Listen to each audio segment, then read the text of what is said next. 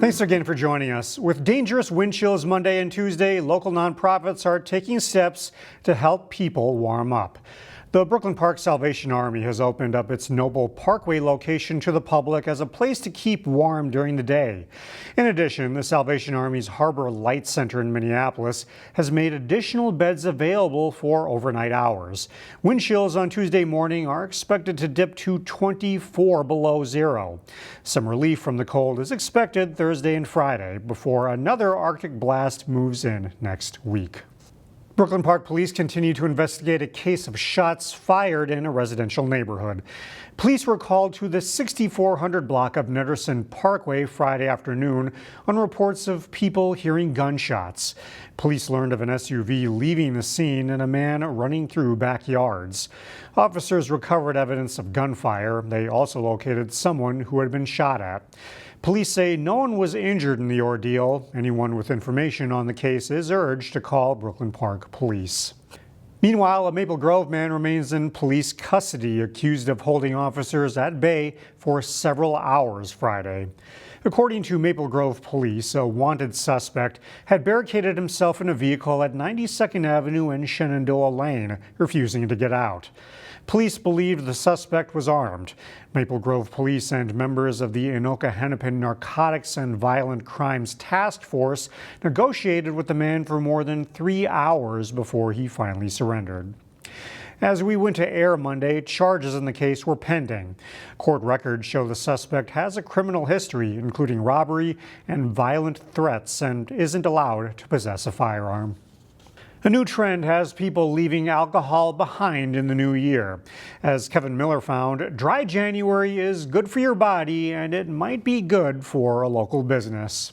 Cheers again to everyone for good luck. These bright beverages are new at Loose Line Brewing. These are delicious. They look like any other cocktail, but they're missing one thing. I like this one, especially because it's healthy. Basically, we design 4 mocktails, so they're cocktails without alcohol in them, and it's a great thing for a dry January, sober spring, however people are talking about it. Dry January, a campaign that encourages people to give up drinking for a month, is an increasingly popular trend. People who don't want to consume alcohol, designated driver, this is a great option. Super flavors. The British Journal of General Practices says participants report having better sleep, more energy, more money, and lower blood pressure. Harvard Health Publishing says it gives people a chance to change their relationship with alcohol and break old bad habits. So the brewery came up with 4 cocktails, and everybody approved them as being delicious. Back at Loose Line, they wanted to include the dry January crowd in the bar scene. A lot of people still want to get out. What are their friends going to do? How do they really go together? These new mocktails are a fun option for those that want the bar without the booze. We've got a Moscow Mule, a Blueberry Mint, a New Year's Margarita,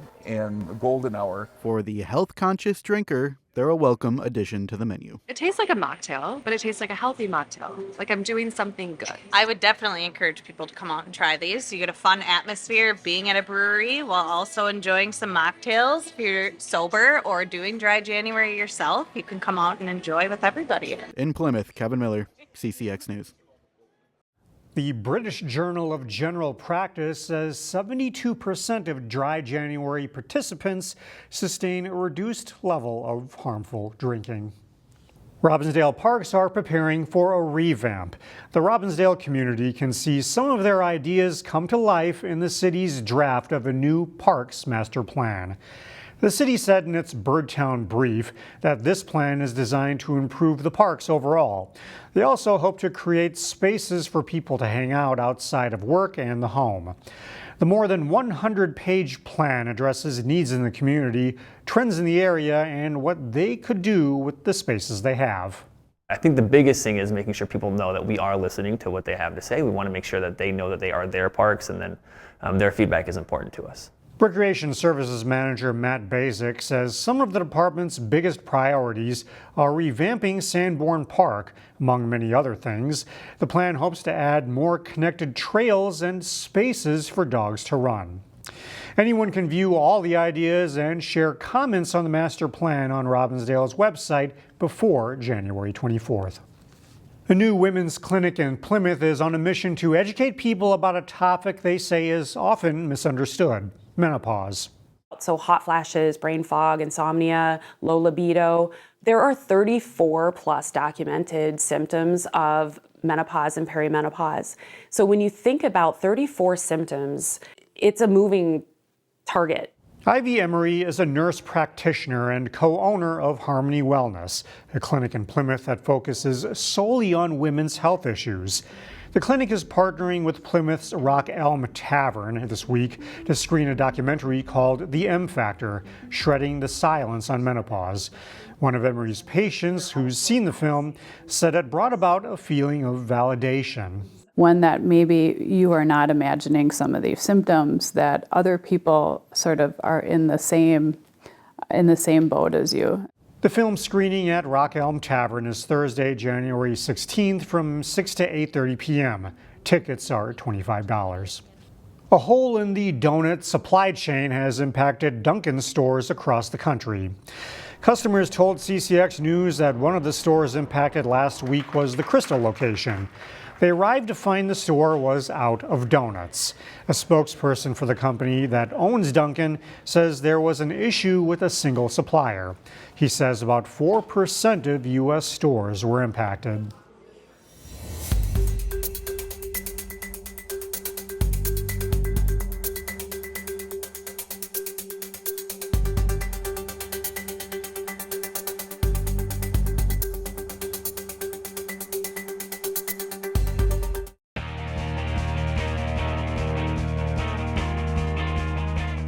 The Lake Conference dominates the girls' basketball rankings in Class 4A. That includes a number 1 versus number 2 matchup as Eden Prairie hosted Hopkins. Chaz Moots has highlights. Hopkins has only lost 3 games all year and only 2 to in-state opponents. Eden Prairie lost their season opener, then won 12 straight. The Royals were ready to go from the get-go. Fast break, Liv Bell, hoop, and the harm. Hopkins went up 12-0 after that and won. Minutes later, Royals running again. Lauren Hilsheim triple from the wing, 17-zip. Hopkins was up in EP, creating turnovers and turning good defense to easy offense. Jalea Diggs lay-in. Hopkins started the game up 21-0. The Eagles went the first 7 minutes of the game scoreless. Still in the first half, after another turnover, London Harris to Malia White, 3-ball good. Then final possession of the second half, Hilsheim again, she made 3 triples and led the way with 19 points. Hopkins up 28 at halftime. In the second half, more from Bell, turning the corner, 2 of her 16 points. Eden Prairie did make a few short runs, but for the most part, Hopkins dominated. Diggs with the highlight reel step back from distance. All Royals 83-66. In Eden Prairie, Chaz Moots, CCX Sports. The Wayzata girls basketball team has some big matchups coming up against Lake Conference powers. The Trojans took care of business against Buffalo. The Trojans shooting for their 10th win of the season as they hosted the Sabres. Sophie Hawkinson on the inbound pass finds a wide-open Katie Kelsenberg in the corner for a three-pointer. The Trojans jump out to an 11-1 lead less than 90 seconds into the game. Pressure on the ball by Maren Day leads to a turnover and a fast break here. Annika Kieser with the layup, and it's 15-3. Hawkinson with a nice step-through move here between 2 Buffalo defenders to score. She nets 14 points on the night, and the Trojans' lead grows to 15. Off a missed three-pointer, Kelsenberg goes up in traffic to secure the rebound, gets the ball to Day, who knocks down the jumper, and it's 28-9. Day deflects this pass to Hawkinson, and the senior takes it back the other way for a layup. Wayzata up big at the half, 43-18. Second half, good ball movement here by the Trojans, leads to 2 points down low for Allie Burns. This game is all Wayzata. Kelsenberg scores 25 points to lead the way as the Trojans beat Buffalo 73-36. The 3 wrestling teams from District 279 met up on the mat for a triangular meet. Jay Wilcox has highlights. Osseo meeting Park Center in the first match of the District 279 tri-meet in wrestling. Park Center dominates early. Avery Phillips gets the pin over Marcel Roman in the 139-pound match as the Pirates get out to a 32-0 lead. Osseo takes the next 4, though. At 172, Jackson Sanders gets the reversal for PC to tie the match 12-12, but Matthew Ennan gets a reversal of his own to score a 14-12 win over one of Park Center's best. But Park Center wins the last three, including a pin for Jacob Hansen at 189 pounds as the Pirates crush the Orioles 50-19. Then it's Troy Seibert and host Maple Grove meeting Park Center in the best match of the night. Park Center's Zay Vang pins Reese Redlinger at 127 pounds as Park Center takes the first 5 matches. Fourth-ranked Connor Peterson gets a pin for Maple Grove at 139 pounds as the Crimson win 4 of the next 5. But a key win at 160 as Sanders gets around for a takedown and edges 9th-ranked Thomas Schlungen 12-9 as Park Center beats Maple Grove 36-26 to go 2-0 on the night.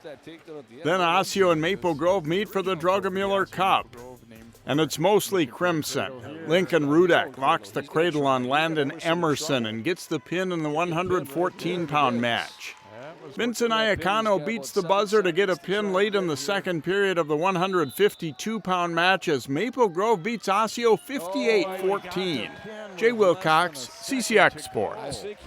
Find more prep sports games and highlights at ccxmedia.org and follow us on social media.